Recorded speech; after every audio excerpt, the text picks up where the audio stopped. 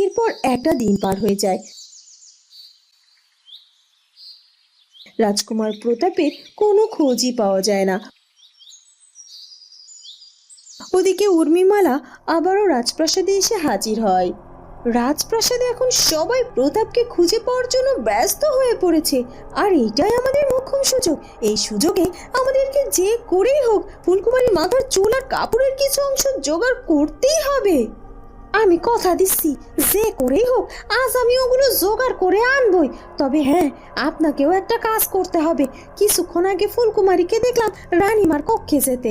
আপনি যান, গিয়ে ফুলকুমারীর সাথে কথা বলুন আর ফুলকুমারীকে ব্যস্ত রাখার ব্যবস্থা করুন। কোনোভাবে যেন কিছুক্ষণের মধ্যে ফুলকুমারী তার কক্ষে না আসে।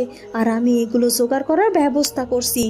ঠিক আছে, তাহলে দেরি না করে এখনই যা। আর আমিও যাচ্ছি ফুলকুমারীর কাছে, কেমন? তবে হ্যাঁ দাসী, এবার কিন্তু কোনোভাবে ব্যর্থ হলে চলবে না। আর যা করার সেটা খুব তাড়াতাড়ি করবি। আপনি আমার উপর ভরসা রাখতে পারেন।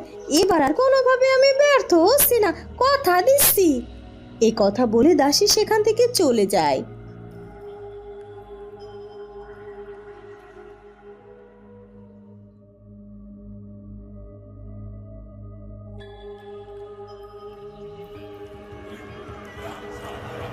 তান্ত্রিক বাবা, আপনি তো সেই তখন থেকে কতবার চেষ্টা করলেন অশুভ শক্তির কর্ণধার ডেকে আনার, কোনোভাবেই তো আপনি সফল হতে পারছেন না। কি করব বলতে পারি সুমন, আমি তো চেষ্টার কোনো ত্রুটি রাখছি না। তবে এসব কিছুর জন্য দায়ী হচ্ছে তোর মা। তিনি এখানে এসে তো সবকিছু নষ্ট করে দিল। এখন কে কি করেছে সেটা জেনে আমার কোনো দরকার নেই। আমাকে শুধু এখন আপনি মানুষের রূপে ফিরিয়ে দেওয়ার চেষ্টা করুন। আমি এখানে এভাবে আর পেঁচা হয়ে থাকতে পারছি না। আমি তো ফুলকুমারীর ক্ষতি করতে চেয়েছিলাম, কিন্তু আমার নিজের ক্ষতি হয়ে গেল কি করে? সুমন, প্রথমে তো বোকামির কারণে আমাদের পরিকল্পনা ভেস্তে গেল। তুই কি জানিস না? তারপরও তিনি উপস্থিত হওয়ার পর কেন কেন তুই তাকে চিনতে পারলি না? তাকে কেন প্রশ্ন করে বসলি? আর যদি তাকে তুই কোনো প্রশ্ন না করতি, তাহলে এতক্ষণে আমরা অনেক অনেক বড় শক্তির অধিকারী হতে পারতাম। আর আমরা যা চাইতাম তাই করতে পারতাম। তোর জন্য তো আমি সেটা করতে পারলাম না। মানছি আমার ভুল হয়েছে। আসলে আমি ভাবতে পারিনি যে ওই ফুলকুমারীর ক্ষতি করতে চেয়ে এভাবে আমার এত বড় ক্ষতি হয়ে যাবে। আপনি আপনি আবার একটু চেষ্টা করুন না। যে করেই হোক আমাকে আমাকে মানুষের রূপে ফিরিয়ে আনুন। আমি যে আর পারছি না এভাবে থাকতে। ঠিক আছে, আমি আর একটিবারের জন্য শেষ চেষ্টা করব। যদি এবারও কোনো কারণে অশুভ শক্তির কর্ণধারকে যদি আজ আমি হাজির করতে না পারি, তাহলে তুই আর কখনো কোনো দিনও তোর মানুষ রূপ ফিরে পাবি না। আর এটাই তোকে মেনে নিতে হবে। মা, গত একটা দিন পার হয়ে গেল, রাজকুমার প্রতাপকে এখনো খুঁজে পাওয়া গেল না। ওদিকে রাজকুমার চন্দ্রকুমারও দুদিন ধরে রাজকুমার প্রতাপকে খুঁজে বের করার জন্য মরিয়া হয়ে ছুটছে। এখন পর্যন্ত তার কোনো খোঁজই মিলল না। রাজকুমার চন্দ্রকুমার ঠিকমতো নিজের যত্নও নিচ্ছে না। আমার কিন্তু এবার রাজকুমারকে নিয়ে বড্ড চিন্তা হচ্ছে। তুমি ঠিকই বলেছ। ঠিক আছে, তুমি চিন্তা করো না। আজ রাজকুমার ফিরে আসুক, তারপর রাজকুমারের সাথে আমি নিজে কথা বলবো এ ব্যাপারে। আর তাছাড়া প্রহরীরা তো রয়েছে, প্রয়োজন হলে প্রহরীরাই প্রতাপকে খুঁজে বের করার জন্য যা যা করা দরকার সব কিছু ওরা করবে। প্রয়োজনে আরো প্রহরী বাড়িয়ে দেওয়া হবে।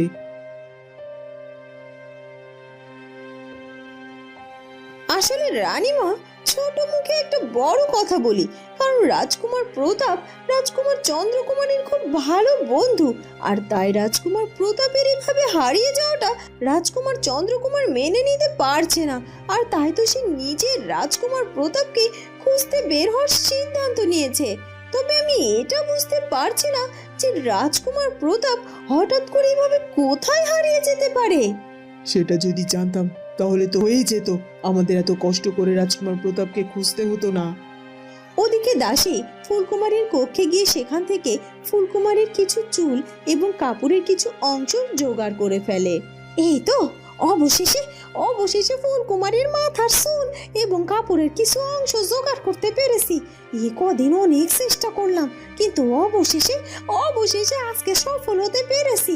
যাই, এবার তাড়াতাড়ি করে উর্মিমালার কাছে যায়। উর্মিমালা বলেছে আমি যদি এগুলো সংগ্রহ করতে পারি তাহলে তাহলে সে নাকি আমাকে মোটা অঙ্কের পারিশ্রমিক দেবে। আর এটাই তো আমি চেয়েছিলাম। কিন্তু এখানে এভাবে দাঁড়িয়ে দাঁড়িয়ে সময় নষ্ট না করে তাড়াতাড়ি আমাকে এখান থেকে বেরিয়ে যেতে হবে। না হলে যদি কেউ এই ককে আমাকে এভাবে একা একা দেখে নেয় তাহলে তো বিপদ হয়ে যাবে। এই কথা বলে দাসী তাড়াতাড়ি করে সেখান থেকে বেরিয়ে আসে। আর বেরিয়ে আসতে সে ফুলকুমারীর সামনাসামনি হয়ে যায়। এ কি দাসী, তুমি আমার কক্ষের ওদিকে গিয়েছিলে বলে মনে হচ্ছিল, কিন্তু আমার কক্ষে তো এই সময় কেউ নেই। তাহলে তাহলে তুমি কেন গিয়েছিলে ওদিকে বলো? এই রে, এখন আমি কি করি? ফুলকুমারী তো এখন আমাকে প্রশ্ন করতে শুরু করেছে। এখন কি জবাব দেব আমি? খালি ঘরে কেন গিয়েছিলাম, কি বলবো আমি ওই ফুলকুমারীটাকে? কি হলো কি দাসী, তুমি চুপ করে দাঁড়িয়ে আছো কেন? তুমি আমার কথার উত্তর দাও। বলো, কেন গিয়েছিলে তুমি আমার অনুপস্থিতিতে আমার কক্ষে? বলো বলছি। তখনই রাজকুমার চন্দ্র সেখানে চলে আসে। এ কি চন্দ্রকুমার, আপনি ফিরে এসেছেন? আপনাকে নিয়ে আমার বড্ড চিন্তা হচ্ছিল, কিন্তু আজ ফিরতে এত দেরি করলেন কেন? বলছি ফুলকুমারী, সবকিছু বলছি। দাসী, তুমি এখান থেকে যাও তো, তোমাদের যুবরানীর সাথে আমার কিছু কথা আছে। যাক বাবা, সঠিক সময়ে রাজকুমার চন্দ্র এখানে চলে এসেছে। না হলে তো এই ফুলকুমারীর প্রশ্নের জবাব আমি কিছুতেই দিতে পারতাম না। আর আমি যদি ধরা পড়ে যেতাম তাহলে কি অবস্থা হতো আমার। যাই, আমি বরং এক কাজ করি, তাড়াতাড়ি এখান থেকে কেটে পড়ি। এরপর দাসী তাড়াতাড়ি করে সেখান থেকে চলে যায়। কি হলো কি, আপনি আমার সাথে কথা না বলে চুপ করে দাঁড়িয়ে আছেন কেন? বলুন না, রাজকুমার প্রতাপের কোনো খবর পেলেন কি না? হ্যাঁ ফুলকুমারী, হ্যাঁ, আমি রাজকুমার প্রতাপের খবর পেয়েছি। সত্যি সত্যি বলছেন রাজকুমার? রাজকুমার প্রতাপের খবর পেয়েছেন? যাক, ভালো হয়েছে, বড় দুশ্চিন্তায় ছিলাম। অবশেষে তার খোঁজ পাওয়া গেছে। কিন্তু রাজকুমার প্রতাপ এখন কোথায় আছে? সে কি আবারও রূপনগর রাজ্যে ফিরে এসেছে নাকি? না না, সে রূপনগর রাজ্যে ফিরে আসেনি, তবে সে যেখানে আছে ভালোই আছে। তবে ফুলকুমারী, জানো, এর মধ্যে আরো অনেক কিছু ঘটে গেছে। তোমাকে আমি পরে সবটা বুঝিয়ে বলবো। আগে আগে আমি একটু বিশ্রাম করে নেই। এরপর কেটে যায় বেশ কিছুটা সময়। রাজকুমার প্রতাপ নিজেকে আবিষ্কার করে একটি কুঁড়ে ঘরের বিছানায়। এ কি, এ আমি কোথায়? এই জায়গাটি তো আমার কাছে বড্ড অপরিচিত মনে হচ্ছে। আর তাছাড়া চারপাশটা তো দেখে মনে হচ্ছে এটা কোনো রাজপ্রাসাদ নয়। মনে হচ্ছে আমি একটি কুঁড়ে ঘরের মধ্যে আছি। কিন্তু আমি কি করে এখানে এই কুঁড়ে ঘরের মধ্যে এলাম? আমার তো যতটুকু মনে আছে তাতে করে আমি রাজকুমার চন্দ্রকুমারের কক্ষে গিয়েছিলাম তাকে হত্যা করার উদ্দেশ্যে। আর তখনই হঠাৎ করে কে যেন আমাকে পেছন থেকে আমার মাথায় সজোরে আঘাত করে। আর তারপর থেকে তো আমার কিছুই মনে পড়ছে না। এখনো এখানে মাথার মধ্যে বড্ড যন্ত্রণা করছে। কিন্তু আমি এটা বুঝতে পারছি না যে আমি রাজপ্রাসাদ থেকে কি করে এই কুটিরে এসে পৌঁছালাম। কে কে আমাকে এখানে নিয়ে এসেছে? তখনই ফুল পরে রাজকুমার প্রতাপের সামনে এসে হাজির হয়। রাজকুমার প্রতাপ, আমি আমি আপনাকে এখানে নিয়ে এসেছি। এরপর রাজকুমার প্রতাপ ফুলপরীকে দেখে অবাক হয়ে যায়। আর সে কিছুটা সময় ধরে ফুলকুমারীর দিকে তাকিয়ে থাকে। এ কি, কে কে আপনি? আর আমাকে আপনি এখানেই বা কেন নিয়ে এসেছেন? আমি আমি হলাম আমার নাম পরি। আসলে আপনি অনেক বেশি আঘাতপ্রাপ্ত হয়েছেন, তাই তো আমি আপনাকে এখানে নিয়ে এসেছি। বন্ধুরা, কি হতে চলেছে এরপর সেটা জানবো আমরা ফুলকুমারী গল্পের পরবর্তী পর্বে। আর আমাদের আজকের পর্বটি ভালো লাগলে অবশ্যই আমাদের চ্যানেলটিকে সাবস্ক্রাইব করে দিও। দেখা হবে নতুন পর্ব নিয়ে। ধন্যবাদ।